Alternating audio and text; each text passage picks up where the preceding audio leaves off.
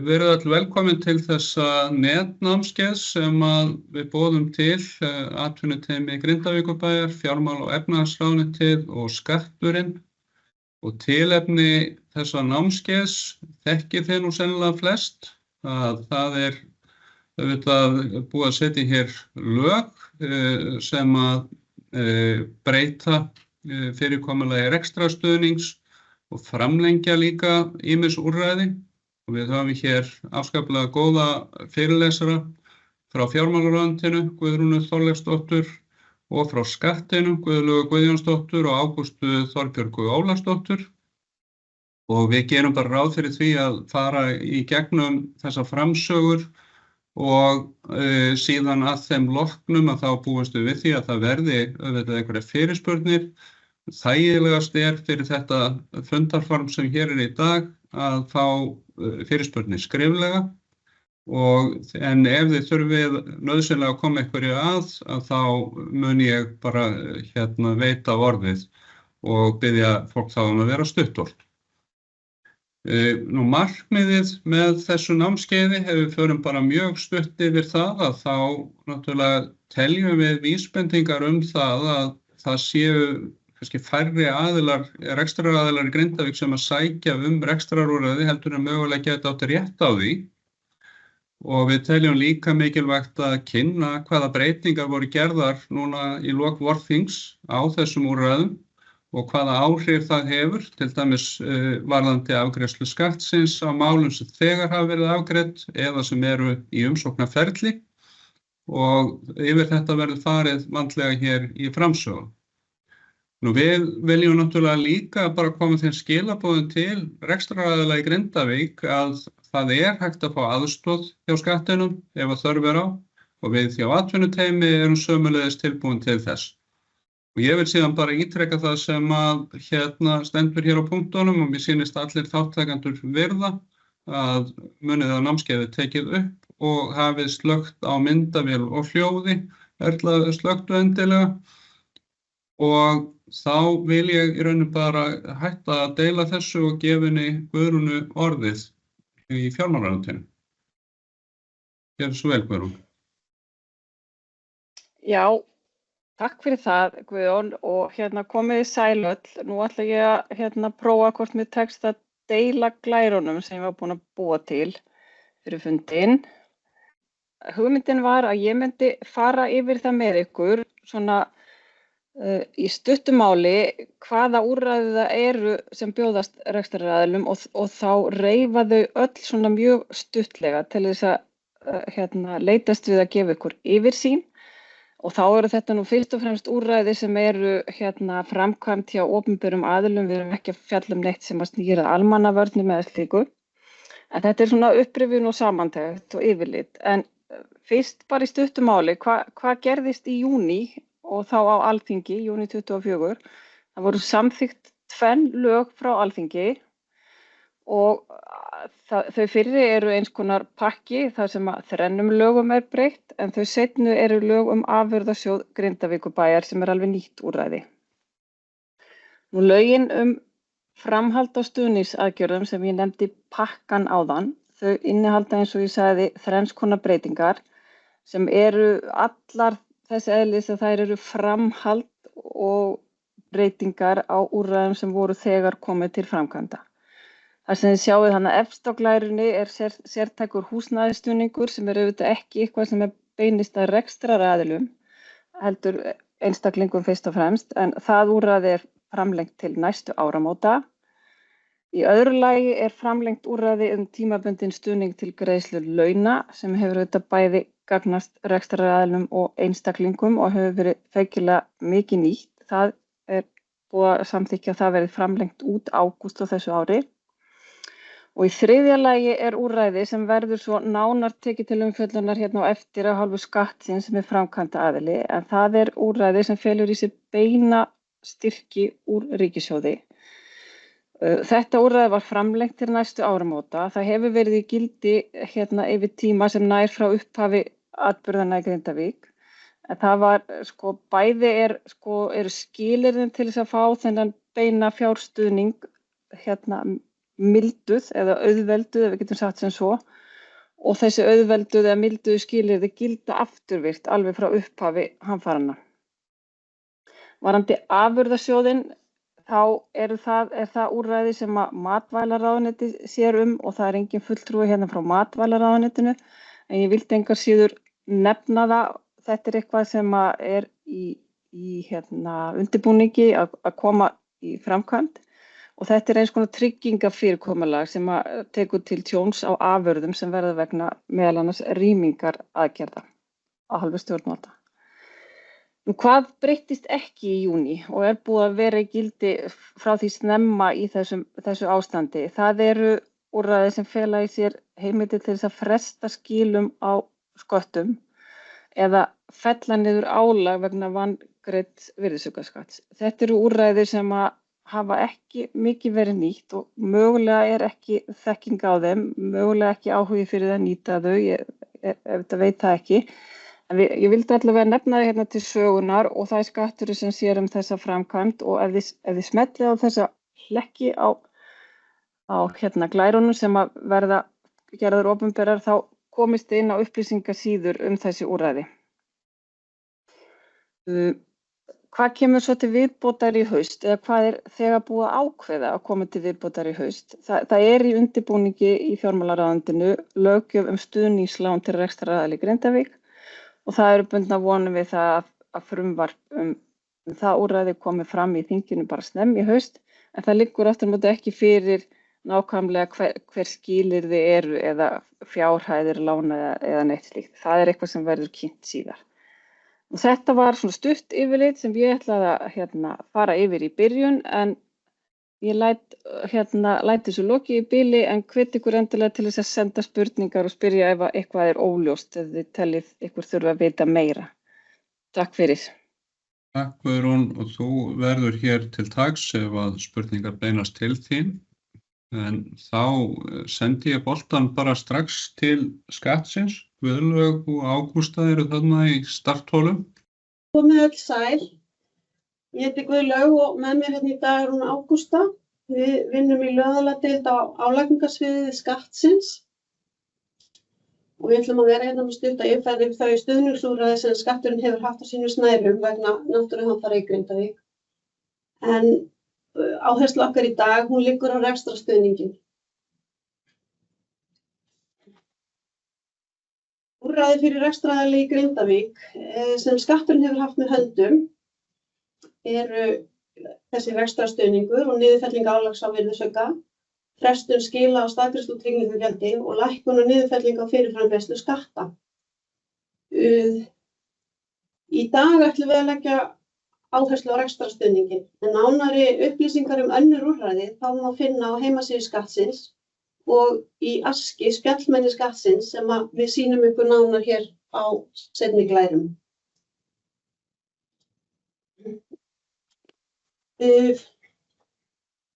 Rekstrarstuðningurinn hann er fyrir fyrirtæki og sjálfstætt starfandi einstaklinga í Grindavík.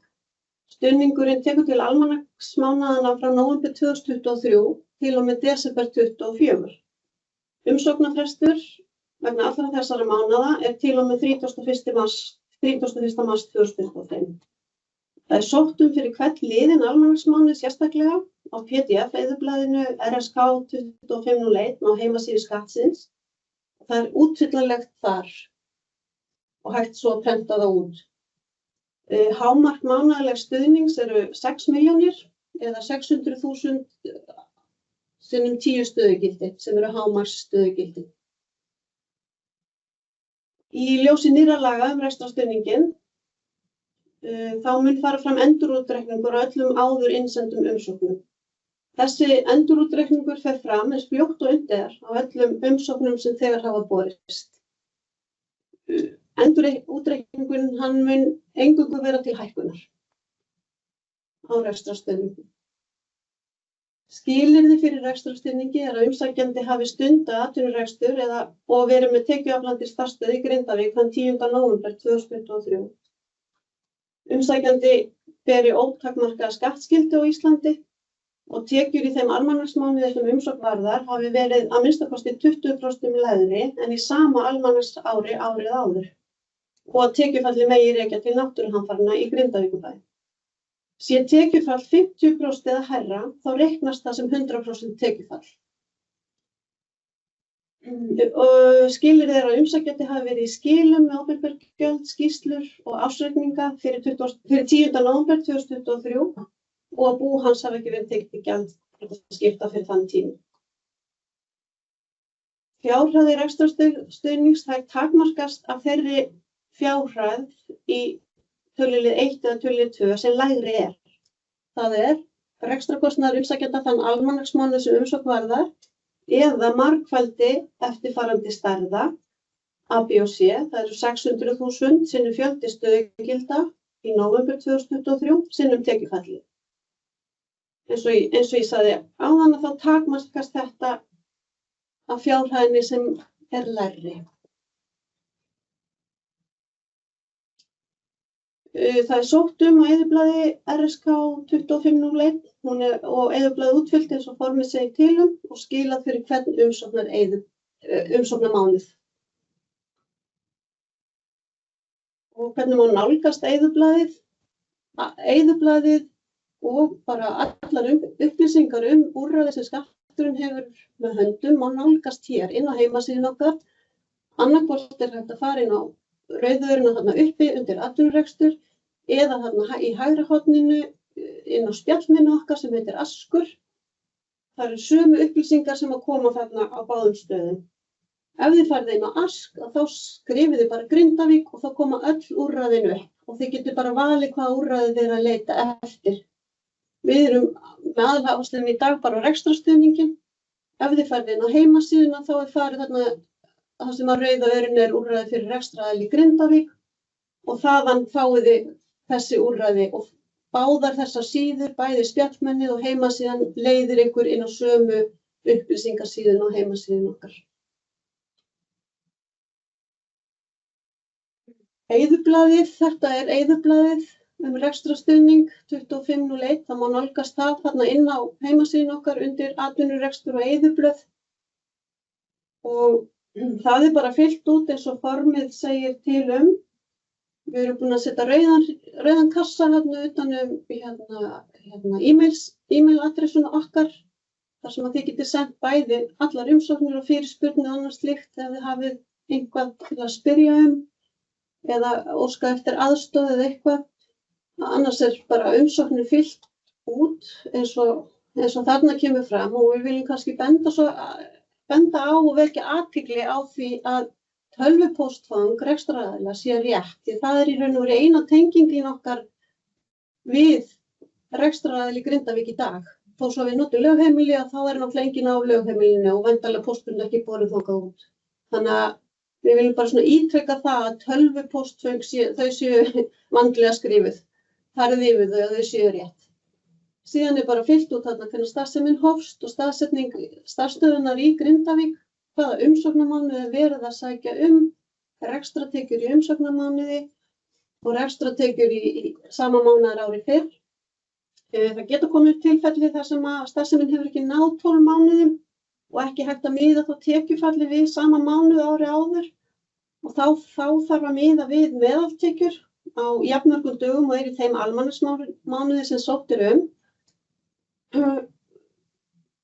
sem umsókn varðar frá því að hann hóf starfsemi til og með 9. nóvember 2023 og fundið þannig meðaltalstekjur.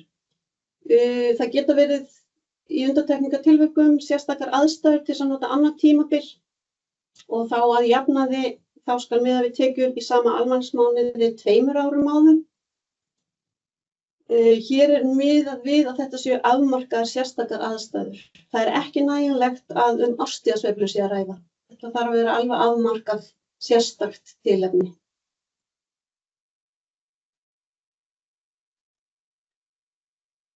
Það þarf að tilgreina þarna rekstrakostnað í umsóknarmánuði og því frádráttar kemur launastuðningurinn frá Vinnumálastofnun, fyrning eigna og niðurfærslu eigna og þá verður niðurstöðutalan styrkhæfur kostnaður. Þetta, ef þetta er fyllt út á netinu þá reiknar þetta. Á bakhlið, við sjáum það rauðkassi stöðugildi í nóvember 23 sem má nota. Það þarf að fylla hérna út bakhliðina með nafni, kennitölu, starfshlutfalli og laun samkvæmt staðgreiðsluskilum og þá starfshlutfalli hoppar hérna upp í, hún færir það þarna upp. Það er hámark, hún fer ekki yfir 10. Þannig það er hámark stöðugilda yfir 10 í hverju mánuði. Ef það eru fleiri starfsmenn 10 með 100% í 100% stöðufalli þá er nóg að fylla bara út 10. Það er ekki að fylla út alla, ef það eru 20 í 100% þá er nóg að fylla út 10. Þannig að þá verður 10, kemur þarna upp í 10 stöðugild.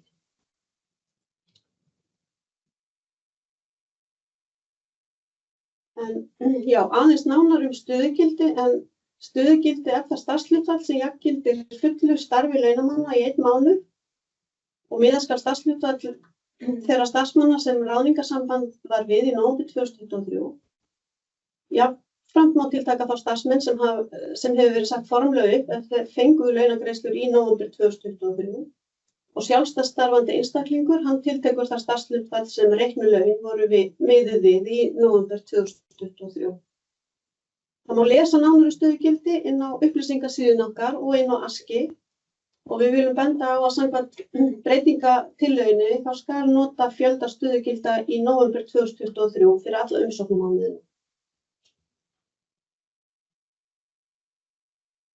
Það er hérna smá svona bara samantekt umsóknina, að umsóknum rekstrarstuðning, hann er beint til okkar fyrir hvern liðinn almanaksmánuð og fresturinn er til 31. mars 2025. Það er sótt upp á þessu eyðublaði og á PDF-formi og netfangi okkar, við viljum svolítið ítreka það, umsókn og senda á netfangi Grindavík@skatturinn. Jafnframt má beina fyrirspurnum til okkar á þetta netfang.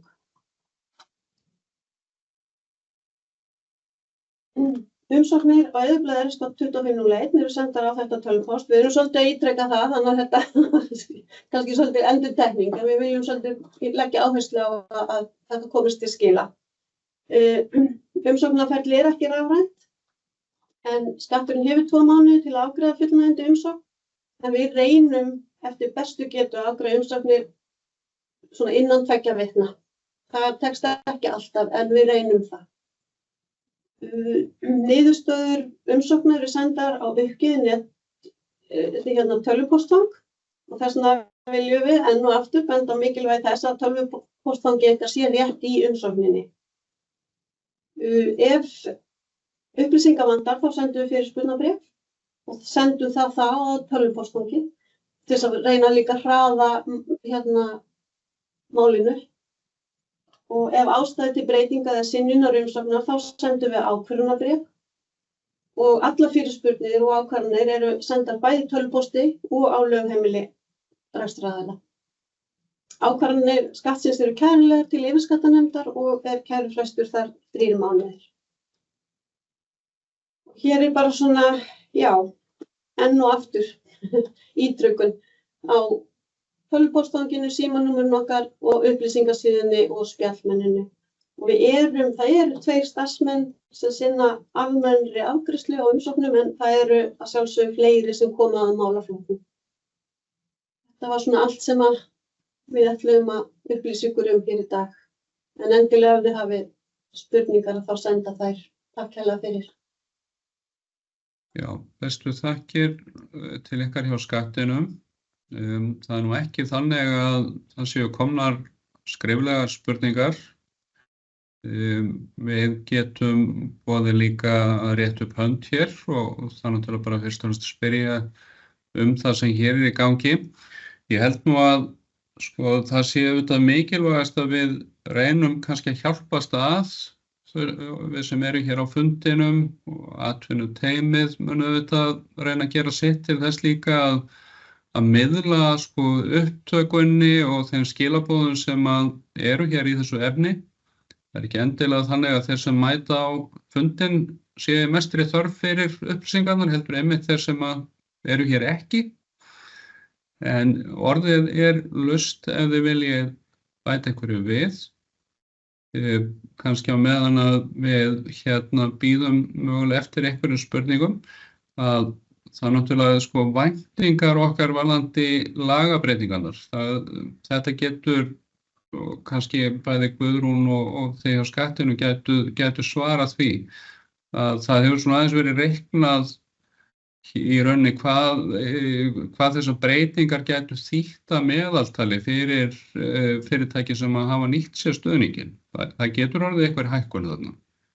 Treystið þið eitthvað til að bregðast við?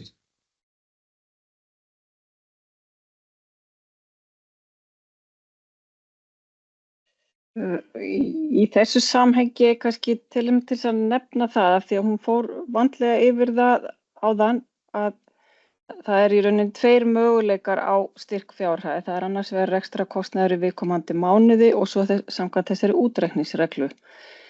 Þessi aðferðafræði gefur möguleikan á því að taka húsnæði á leigu. Leigukostnaður og gjaldfæranlegu kostnaður og þá fyrir þann tíma sem eftir af árinu. En annars auðvitað reiknireglan eitthvað sem kannski gagnast betur og gefur gleggri mynd fyrir stærri aðila en hámarkið sem tekur með af rekstrakostnaðinum eitthvað sem myndi frekar stýra fjárhæðinni hjá minni aðilum.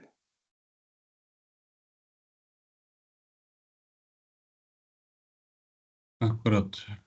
Það engar spurningar á þræðinum og hendur ekki á lofti. Það alls ekkert markmið að þetta námskeið sé langt, en jú, hér kemur hendi. Það Erla. Gefa þér orðið. Já, heyrið í mér? Já. Já, ég ætlaði bara að spyrja hans varðandi styrkhæfa kostnaðinn. Nú eru margir með lán í frystingu, bara að þeir vaxa á vaxtakostnaður. Þú veist, bara ég gerir ráð fyrir það sé að sjálfsögðu mig telja sem rekstrakostnað þá lánin sé í frystingu. Þau eru náttúrulega bara að fara aftan á höfuðstólinn. Kunnið að svara þessu? Þetta ekki spurning sem skatturinn myndi svara? Elín Alma heiti ég hjá skattinum.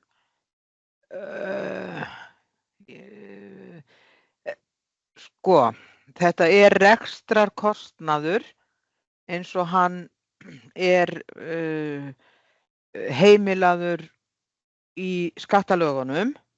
Og þar segir að það megi telja til gjalda allan kostnað sem tilheyrir viðkomandi rekstri og hann þarf ekki að vera greiddur. Þannig að ég held að það svari spurningunni. Jú, vildi bara fá staðfestingu á því, já. Takk. Ok, gott. Takk Erla. Aðeins að láta reyna á frummælendur. Hér kemur skrifleg spurning hjá Jakobi. Möguleiki að skýra betur út þessar 2 reikniaðferðir?